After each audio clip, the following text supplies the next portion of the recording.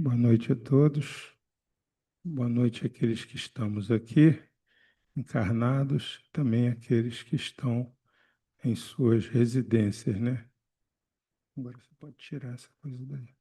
Aqueles que estão em casa também, aí sofreram um pouquinho por causa do Brasil, mas que bom que agora nós nos concentraremos nas coisas espirituais, já que as coisas materiais ficaram para trás, né? Nós vamos falar hoje aqui sobre essa lição do livro Jesus no Lar, que é do espírito Neo Lúcio, né? Chico Xavier, através da psicografia de Chico Xavier, e um ensinamento muito bom para todos nós que estamos aqui, porque Mateus, que a gente sabe que era um autoquestionador, né? Estava lá numa assembleia com os vários apóstolos do Cristo, discutindo sobre como que seria a questão da hereditariedade na Terra, qual a dificuldade dos governantes, deles cuidarem das coisas, e também a dificuldade daqueles que são os comandados, né, a população no todo. Então, o Mateus discursava sobre isso aí e mostrava sua ansiedade junto àqueles apóstolos, perguntando como que deveria ser meio complicado essa atuação, né, de comandar e ser comandado, né? A gente sabe que hoje, nas várias instâncias aqui que a gente tem dos governos aqui, né, no municipal, estadual, no federal, a gente sabe que comandar é sempre uma coisa muito complicada, né? Tem sempre muita revolta, tem sempre muita gente contra, pouca gente que apoia. E o Mateus questionava isso, e Jesus ouviu esse questionamento de Mateus, né? Jesus, na sua sabedoria, e eles sempre aguardavam, porque já era um ponto comum naqueles encontros da casa de Pedro, quando se tinha algumas dúvidas, tem alguma coisa, sempre o mestre vinha para trazer uma luz, uma clareza, né? E como não podia deixar de ser, ele tomou a palavra e contou uma de suas parábolas, né? É uma palavra assim muito didática, muito exemplificatória, né? Ele, após essa dúvida de Mateus e todos esperando, né, a fala do Cristo, ele assumiu a sua fala lá e disse o seguinte: ele falou, ó, existia um reino, existia um reinado, né, onde de repente começou a haver manifestações contrárias àquele que liderava esse reinado, né?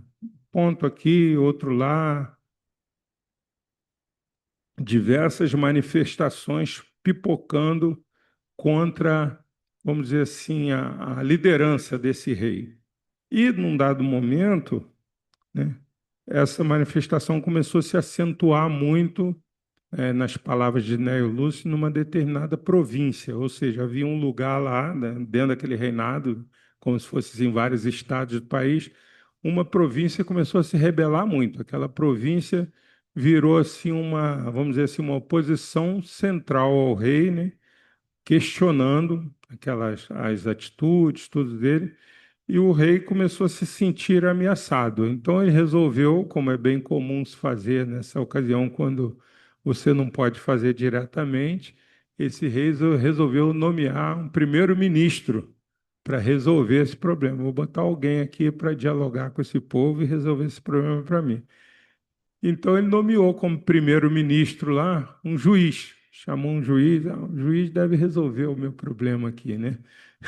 Aí chamou o juiz e o juiz assumiu lá o cargo dele, mas como todo bom juiz, né, ele começou a implementar uma série de leis. Já chegou assinando, se fosse hoje, seriam os decretos, né? Hoje, os presidentes, quando assumem, eles assinam muito decreto, que decreto é mais fácil que lei, não precisa ninguém aprovar, né? Então, a gente vê isso aqui no Brasil, a gente viu lá muito com Trump, né? Assinando decretos, acima de decretos, filmando tudo. Aí esse juiz fez um monte de legislação, um monte de decreto, um monte de coisa nova, muita regulação, queria mudar tudo lá através dessas leis, só que não surtiu efeito, porque o povo, a gente sabe disso, a gente aqui, enquanto povo desse país nosso aqui, né, do Brasil, A gente não está todo dia lendo o Diário Oficial e nem acompanhando a par e passo aquilo que é publicado. O tempo todo estão sendo promulgadas e aprovadas leis que às vezes, inclusive, nos prejudicam, contrariam a gente, muitas das vezes, a gente nem fica sabendo. A gente vê que muitas são aprovadas na calada da noite, né? A gente só vê no dia seguinte no jornal. Então, o povo em si, ele não é tão afetado por essa questão de lei assim. E lá aconteceu a mesma coisa. Todo o pacote jurídico desse juiz não mudou nada. Então, o rei resolveu mudar de tática lá, né? Ele chamou, no lugar do juiz, ele chamou um doutrinador, que era um sujeito que tinha aquela grande poder de comunicação, né? Então, o doutrinador falou, isso daí vai conversar e vai resolver o problema com o meu povo. Então, o doutrinador assumiu lá como primeiro-ministro desse rei, mas que também falava muito bonito, né? A gente sabe que tem gente que fala muito bonito, mas não atingiu os corações, não pegou, porque a questão de falar, o Tiago fala isso lá naquela epístola do Tiago, que a língua é um instrumento assim, muito perigoso, ele pode ser mal utilizado, e se for mal utilizado, não serve para nada. Então, é um instrumento que tem que ser muito bem utilizado, é serviço do bem, é serviço do coração. E esse doutrinador ele estava mais por aquele tribuno, como se fosse aqueles advogados, aqueles promotores que falam bonitos, falam muito. Então ele foi lá, fez os seus discursos, né? Comentou tudo que podia comentar, mas também não resolveu o problema da revolta. A revolta continuava lá naquela província, todos se manifestando lá contra o rei, isso na parábola de Jesus, né? E a solução ainda não tinha sido dada. Aí o rei, vamos testar de novo aqui, chamou um sacerdote. Ah, quem sabe o sacerdote vai botar paz na casa aqui, resolver o problema com os súditos, né? Coisa assim. Então, ao chamar o sacerdote, a primeira coisa que ele fez, esse sacerdote, quando ele chegou, foi excomungar aquela população, né? Foi amaldiçoar, que é o termo usado lá pelo Chico Xavier e Néio Lúcio no livro.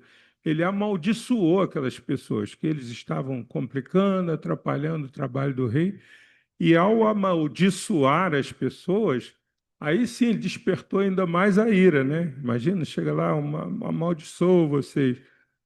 Quando ele amaldiçoou as pessoas, aquela revolta acabou até se intensificando, porque as pessoas já não estavam muito satisfeitas, as pessoas estavam reclamando de uma série de coisas, de demanda. Aí vem lá um primeiro-ministro, vai amaldiçoar essas pessoas, então aumentou essa confusão aí. A confusão aumentou mais ainda. Aí o, o rei foi procurando suas saídas aí. Não, então com o sacerdote não deu certo também. Vou chamar um médico. Quem sabe o médico, né? Vai resolver a coisa com aquele jeitinho dele. Aí ele chamou um médico para cuidar lá, assumir o cargo de primeiro-ministro. E o médico diz, as palavras lá de Neo Lúcio, ficou muito entusiasmado, né? Que ele estava acostumado naquela profissão dele, foi içado lá para o palácio, agora era o primeiro-ministro, um pouquinho daquela vaidade, né? Ele ficou muito entusiasmado, então ele falou assim: eu tenho que fazer aqui uma média com o rei, né? O rei me chamou para esse negócio.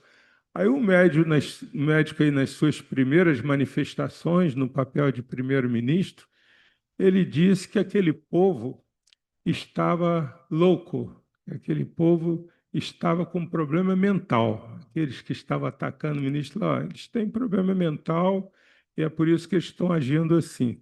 Então ele fez logo de cara, né? Assim que chegou, ele já fez uma crítica grande àquela manifestação das pessoas. Então, com aquela crítica que também foi ouvida por aqueles que se manifestavam nessa província, que era contrário, o burburinho piorou mais ainda. Está chamando a gente de louco só porque a gente está cobrando aqui. Eles estavam cobrando algumas coisas que eles achavam que não estavam recebendo, né?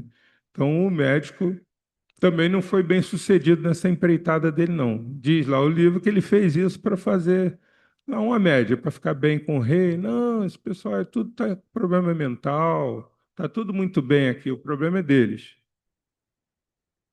Mas não resolveu também, não. Aí ele não tinha muita solução mais, resolveu partir um pouquinho para a força. Chamou um general, disse que era um general muito habilidoso, né? Um general que iria cuidar daquelas rebeliões e tal. Aí o general, ele teve, num certo momento inicial, uma certa sagacidade, porque como tinham várias províncias e essa revolta estava acontecendo somente em uma província, ele reuniu aqueles moradores, aquela população de outras províncias, né, para combater isso aqui. Ele falou, não, vamos juntar força aí, e pegou aqueles que ainda apoiavam o rei para combater aquela manifestação lá da província que estava se insurgindo, né? Era uma província que estava se insurgindo contra o reinado. Aí o que sucedeu é que, ao instigar, né, uns contra outros, aqueles que apoiavam o rei contra essa província, ele simplesmente desencadeou uma guerra civil, essa população. Uma guerra civil. A gente já ouviu falar muito, né? Graças a Deus que no Brasil não tem, mas a gente escuta de vez em quando falar em guerras civis dentro de alguns países aí, né? Quando é aquela briga pelo poder que muita gente começa a guerrear. No meio dessa guerra civil, inclusive, muitas pessoas morreram, né? Foram desencarnadas, inclusive esse general desencarnou no meio de uma batalha lá dessa guerra aí.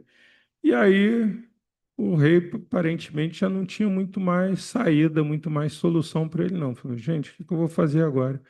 Aí ele resolveu chamar um sábio, né? Chamou um sábio, porque o advogado, o juiz não resolveu, o outro que era doutrinador, que tinha uma fala, uma lábia muito boa, não conseguiu resolver, o sacerdote também não, porque amaldiçoou todo mundo, deu confusão, e o médico muito menos, e o general menos ainda. O general conseguiu piorar bem as coisas, inclusive redundou com a morte dele. E ele resolveu chamar um sábio. E é por isso que o nome dessa fala aqui, né, na lição de Néio Lúcio, lá no capítulo 15 desse livro, se chama O Ministro Sábio. E o que que esse ministro fez quando assumiu lá, sabe, né? Ele não criou lei nova nenhuma, ele não fez discursos como aquele outro fizera lá, como o doutrinador, o tribuno, né?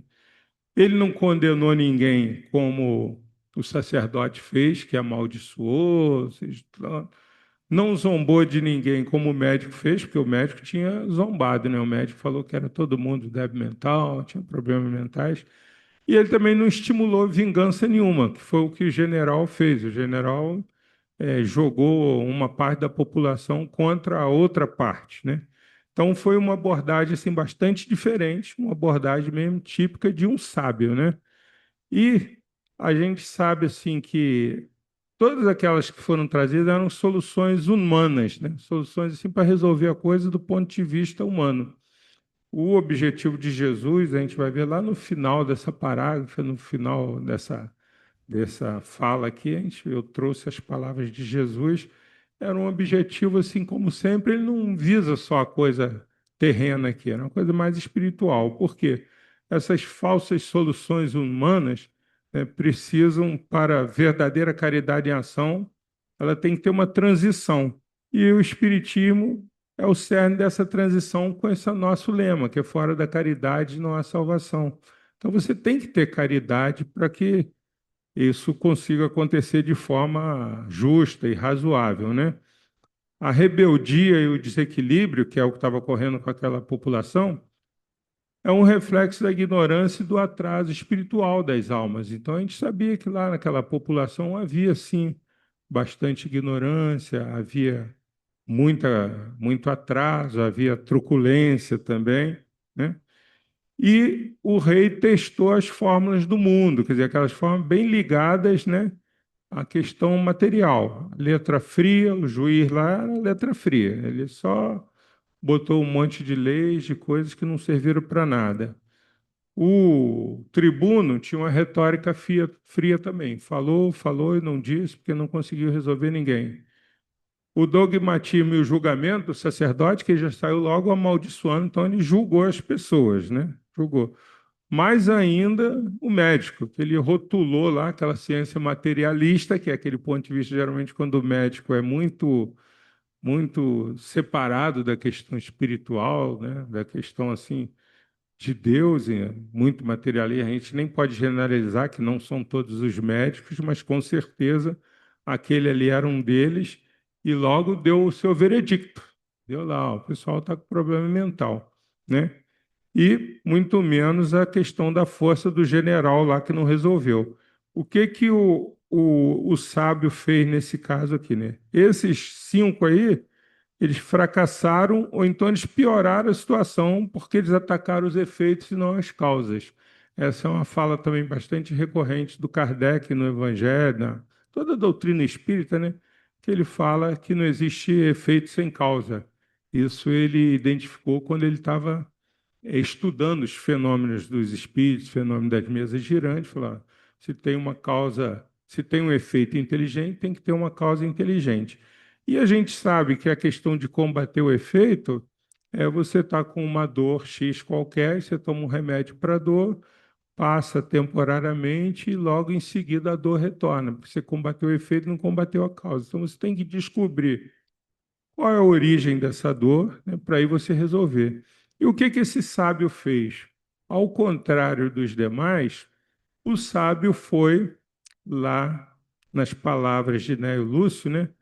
Ele foi para aquela região onde estava acontecendo o conflito. Ele foi lá visitar essas pessoas, foi lá na Cova do Leão lá. Então lá ele descobriu que eles tinham muitos problemas. Eles tinham problemas materiais, sim, mas tinham um problema, por exemplo, de moradia, alguns sem casa, tinha um problema de educação, faltava escola para as crianças, tinha um problema de locomoção, porque não tinha estrada, né? Então ele começou a pontuar e a conversar com essas pessoas e identificar um a um dentro daquela região conflituosa e discutir com eles e negociar soluções para aqueles problemas que eles estavam tendo, que eram problemas que estavam agravando toda aquela crise lá. Então ele foi começou a levar, né, moradia para lá, construir estradas, também dar educação para esse pessoal. E isso começou a mudar o cenário, porque o sábio ele veio representando aquele verdadeiro trabalhador cristão espírita, que ele compreendeu que a rebeldia é filha da miséria moral e intelectual, ou seja, as pessoas tinham sim problemas físicos, problemas pontuais terrenos, mas na sua miséria moral e intelectual eles também não queriam enxergar nada, eles queriam resolver tudo assim através da força, né? Então diz assim lá que ao invés dele punir ou discursar, ele aplicou a pedagogia do amor. Ele foi lá, ofereceu, né, aquilo que eles não tinham: casa, trabalho, instrução, fraternidade, uma relação mais amigável com essas pessoas, né? E ele tratou esse mal não como uma força a ser destruída, vamos matar todo mundo como fez o general, mas como a ausência do bem, que a gente sabe, né, que o mal é a ausência do bem, a treva, né, que só desaparece quando a luz é acesa. Então a gente vê muito isso na doutrina espírita. Lá existe um trecho desse lá na Gênesis, até me lembro que o Eldaí falou sobre isso semana passada. O mal é a ausência do bem. Então, quando não tem o bem, o mal se manifesta. E foi o que ele fez. Ele tratou o mal, não assim, vamos acabar com esse mal aqui. Não, vamos construir uma coisa boa, vamos andar na direção do bem, né? E foi o que ele fez. O bem como uma realidade positiva, usando aquela pedagogia do Cristo, né, frente aos conflitos humanos, que é muito comum essa questão de conflitos humanos nos dias atuais, então, nem se fala, né? E usar também aquela responsabilidade daqueles que lideram, que aqueles que lideram são muito responsáveis, né? Porque o Cristo enxergou as crises do mundo, ele o tempo todo, quando ele já falava desse ponto de vista espiritual, ele tratava dessa coisa. Mas aqueles que assumiram ali como primeiro-ministro, naqueles mandatos que não duraram, eles não enxergaram isso, eles não tiveram a sapiência lá que teve o sábio para tratar desse assunto, né? A gente traz aqui o que seria assim, o diagnóstico do mundo versus o diagnóstico do espírito, que são coisas diferentes, né? Quando se aborda do ponto de vista espiritual, a coisa muda muito. Então, a província em revolta. O que que era o mal, né? A rebeldia era um sintoma porque havia uma causa, como a gente falou aqui das doenças. Quando você tem uma dor de cabeça, uma dor no joelho, uma dor em algum lugar, é um sintoma de uma causa, né? Então, na visão materialista, que foi a visão de todos aqueles que passaram por ali, era um erro a ser punido, uma doença a ser isolada, né? Tinha problema mental, problema psiquiátrico, então tinha que isolar, cuidar dessas pessoas, mas não era exatamente o caso. E a visão espírita é uma outra, né? Lá na questão 642 do Livro dos Espíritos, ele fala isso, que o mal é apenas a ausência do bem, a ignorância da lei divina. Ou seja, quando você ignora a lei divina, aí você vai tratar somente desse aspecto. Eu trouxe aqui a 642, só para ver. Ela diz assim: para agradar a Deus e assegurar a sua posição futura, bastará que o homem não pratique o mal? Foi uma pergunta do Kardec aos espíritos. Eles responderam assim: não. Cumpre-lhe fazer o bem no limite de suas forças, porquanto responderá por todo mal que haja resultado de não haver praticado o bem. Então não é simplesmente assim, eu não fiz mal, né? Eu não faço mal a ninguém, tadinho, fulano não faz mal a ninguém. O não fazer mal a ninguém no espiritismo não é grande coisa não, gente, nem para ninguém, nem para quem não é espírita. Essa história que assim, eu não faço mal a ninguém, isso não é mérito nenhum. Não fazer mal a ninguém, na verdade, é obrigação. A gente tem, todos nós temos a obrigação de fazer mal. Mas não é mérito. O mérito é você fazer o bem. Por isso que, quando Kardec perguntou isso, né, que para assegurar uma boa posição no futuro bastará não fazer o mal, e os espíritos responderam: não, ele tem que fazer o bem sim, porque ele vai responder por todo o mal que há de resultado pelo fato de não haver feito o bem, né? E essa província revoltada lá do rei, né, representa, assim, numa visão mais global, a humanidade encarnada, ainda enferma e rebelde às leis de Deus. Por quê? Porque se por um lado nós nos manifestamos aqui contra as leis, né, terrenas, contra aquelas que eu falei no início, que às vezes são promulgadas na madrugada e atacam os nossos direitos, deturpam, não faz com que a gente saiba perdendo, mas se a gente enxergar do ponto de vista da lei de Deus, a gente vai ver que é diferente, porque a lei de Deus ela vai assambarcar tudo isso aí, né? Porque a lei humana aborda apenas as ações externas, é a lei aqui, o dia a dia. A lei de Deus foca nas intenções e nos pensamentos, aí é a coisa mais profunda, né? As intenções e pensamentos que determinam a verdadeira moralidade. Isso é um comentário de Kardec, que está lá nessa questão 914 do Livro dos Espíritos. A lei humana aborda apenas as ações externas e a lei de Deus foca nas intenções e nos pensamentos que determinam a verdadeira moralidade. Aí eu fiz um parênteses aqui para lembrar disso. Está lá no capítulo 2º do Evangelho, no item 4, uma liçãozinha determinada, intitulada O Ponto de Vista. O que é estudado nessa lição é exatamente o ponto de vista espiritual e o ponto de vista material. Porque quando o ponto de vista é só material, a gente fica muito limitado, extremamente limitado, né? Material, aquela coisa. Mas quando você começa a enxergar do ponto de vista espiritual, é feita uma discussão nesse capítulo lá, dizendo o seguinte: a gente está numa cidade aqui, a gente passa pelo monumento, por uma pessoa, por outra, a gente vê tudo ali, tudo a gente vê muito grande, está tudo muito colado na gente. Mas se você subisse num monte, numa montanha e olhasse lá de cima, como Deus está olhando, você vê que aquelas coisas materiais, um carro que pegou fogo, uma casa que foi embora na enchente, aquilo tudo vira uma coisa muito pequenininha, porque não estamos mais vendo. Tem um pedaço aqui que ele fala, que eu trouxe aqui só para ler, eu não botei a transparência, né? Ele fala assim que o homem está fixando nessas coisas que ele não pode perder como se fossem brinquedos. Criança tomando conta, não posso perder meu brinquedo. Aí ele fala assim, ó, a perda do menor desses itens que ele tem, né, que é qualquer coisa material, a perda do menor desses itens lhe ocasiona causticante pesar, né? Um engano, uma decepção, uma ambição insatisfeita, que não é só a questão material, a questão também de relacionamento, né? Uma ambição insatisfeita, uma injustiça de que seja vítima, o orgulho ou a vaidade feridos, né? são tantos outros que lhe transformam a existência numa perene angústia. Quem está sofrendo isso vai se angustiar o tempo todo, né? Infligindo-se ele desse modo a si próprio verdadeira tortura de todos os instantes, porque aquele que está muito preocupado com isso aqui, com essa questão tão material e só focado nisso, e os espíritos lembram nessa lição que nós não podemos abandonar a questão material na Terra, não, a gente precisa. O Kardec fala lá na lei do trabalho que o homem precisa trabalhar, por exemplo, para o seu sustento. Então você tem que, sim, ter um trabalho, ter o sustento. Quando você não tiver mais condição, alguém, a sociedade vai ter que te sustentar. Então a questão material, enquanto suprimento das nossas necessidades materiais, das nossas necessidades básicas, ela é importante sim, ninguém está relegando isso a plano zero, mas não pode ser focado só nisso, né? Se for focado só nisso, aí vai ser complicado. E aí eu trouxe aqui, né, as 5 falsas soluções humanas, que foram aquelas, né? Onde que o mundo falha quando ele pega só esse veio, né, humano, materialista.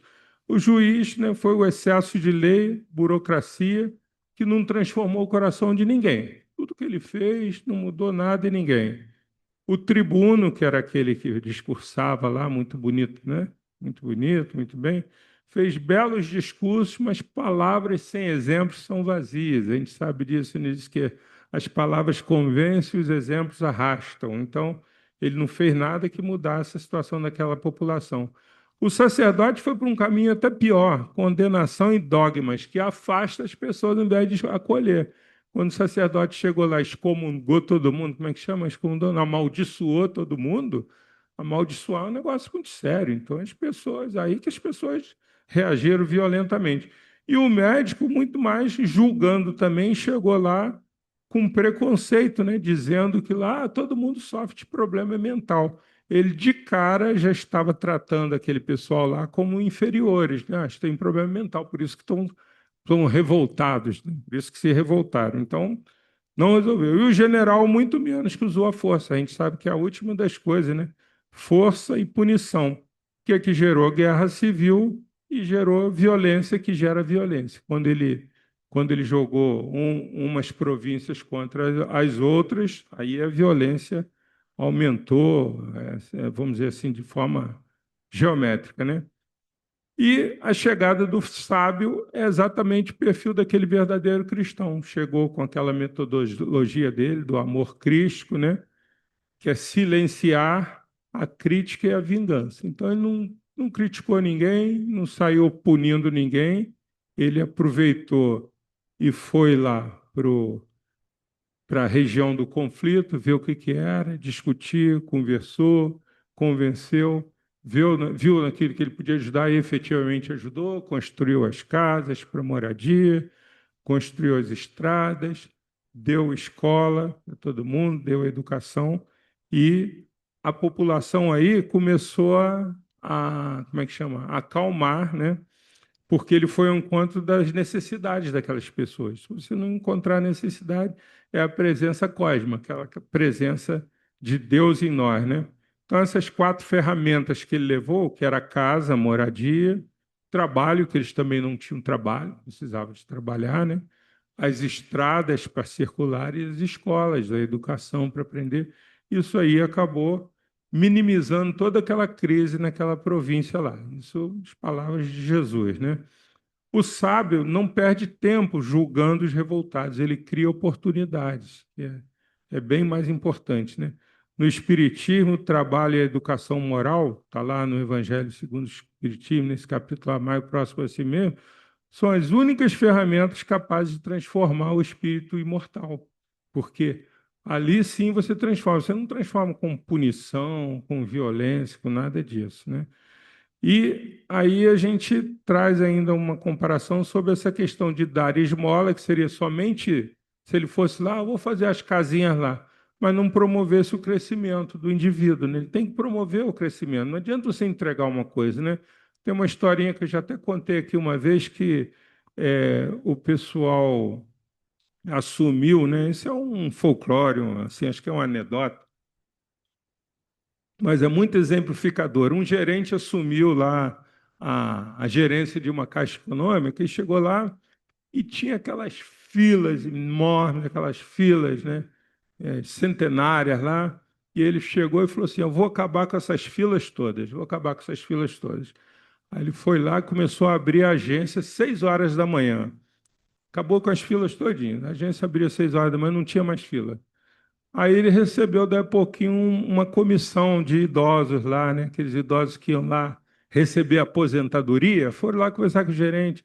Ah, o senhor acabou com a nossa fila.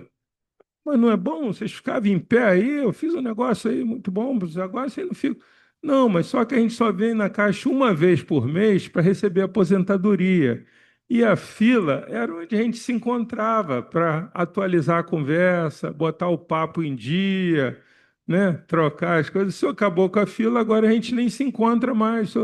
Aí ele falou: não, mas então o que que vocês querem? Ele resolveu fazer a pergunta, que é aquela pergunta que Jesus sempre faz: o que queres que eu te faça?